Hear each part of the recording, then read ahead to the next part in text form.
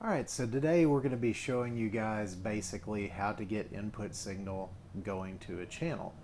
As you can see, I've got input just from me talking that I've routed to it. So we have Midas, the Pro Series, the blue boxes, some people call them. We have DL154s, 153s, and 151s, and the 251s. And so we're just going to be showing you today we're hooked up to those. So to get input, we're going to go through that quick, and then we will get into detail with some other things. So if you're on your home button, this is what your screen you're used to it looking like. So the first thing that we're going to end up going to is right below the home button is actually where we get our sources. So I've got channel 1 selected, and then this is going to show where our sources are coming from. So if you've just got your console, it's probably going to be selected the local input that's on the back. So I just need to get my microphone that I'm using for this recording routed to channel 1. So I'll go into AES50A, and on that DL154, I have it routed as A17. So now you can see I have some input over on the screen in a few different places. So now I can go back, hit done. And here's where you can adjust the analog and digital trim, which is pretty nice. So you have the ability to do that. You can see it brings our input way down.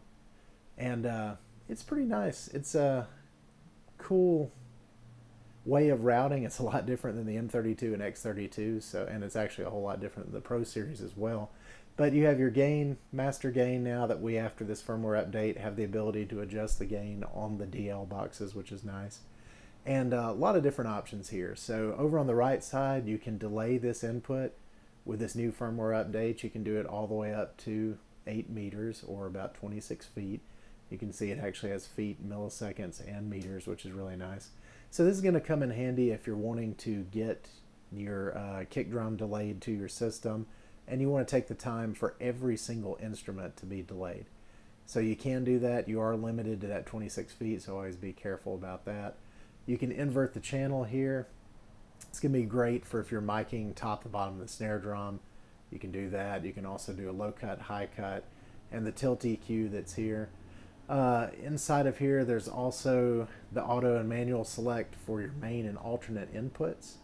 This is going to be pretty neat. For some live situations, you can end up, if you hit the alternate input, and let's say that we had that routed for A18 on this snake, and instead of this being my microphone, it's going to be a snare drum.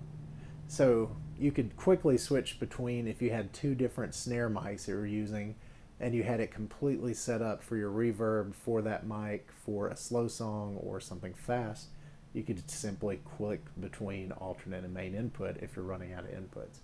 So another nice thing that you can do on that, so many things that you can do with this console. You can set it up as a stereo channel, you can set it up as mono channel.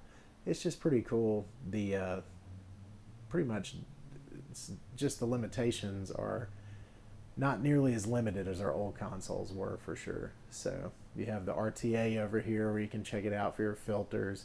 So if you wanted to put on the low cut or the high cut here, you can actually see where the frequencies are coming in, which is pretty nice. So a lot of times we'll use something like this for a Wurlitzer. It can only produce certain notes, so a lot of times we'll end up having a high pass and low pass filter that'll end up completely cutting it off in case it's a very noisy input coming from the thing. So it's pretty neat that you can do all the spectral analyzation on this console very easily, and then also being able to get in just as many inputs as you can from all the different sources. So we're going to go back and take a look at all the sources that you can do for it.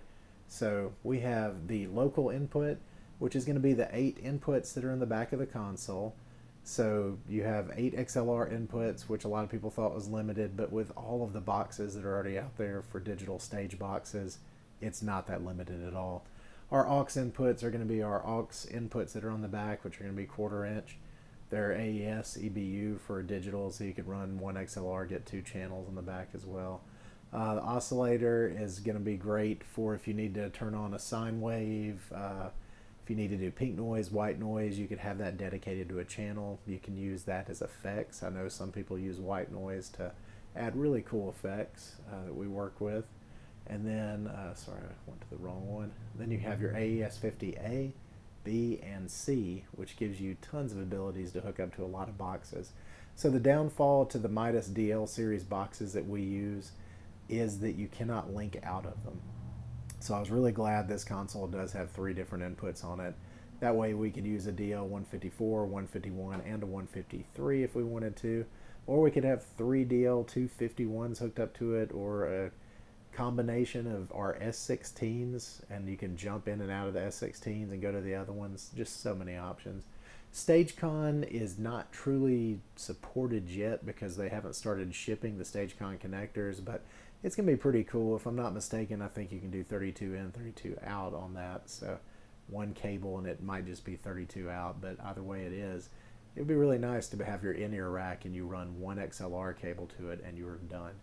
USB audio, that's pretty much going to be the USB coming in from your laptop, your DAW, whatever you're doing with it.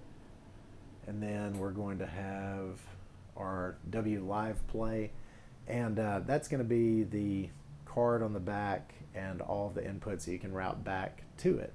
So you can use those alternate sources to get all these channels in. That way you can just hit play and immediately go back and start listening to it. So the USB player is going to be the USB flash drive that is mounted over on the left side of your console.